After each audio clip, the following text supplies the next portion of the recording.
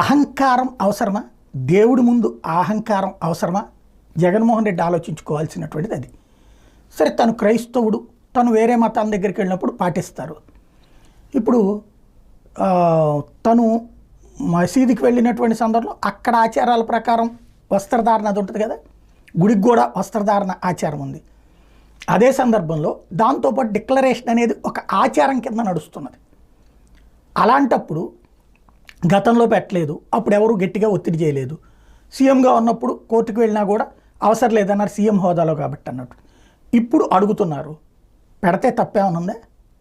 నేను భగవంతుని వెంకటేశ్వర స్వామిని విశ్వసిస్తున్నాను, ఇందులో ఇంకేమీ లేదు, ఏ దుర్భాష లేదు, వెంకటేశ్వర స్వామిని విశ్వసిస్తున్నాను అన్నటువంటి దాని మీద సంతకం పెట్టడానికి ఏంటి బాధ? గతంలో పెట్టలేదు కదా, అనేక సార్లు దర్శనానికి వచ్చారు కదా. ఎస్, ఆ రోజున ఎవరు అడగలేదు, గట్టిగా ఒత్తిడి చేయలేదు.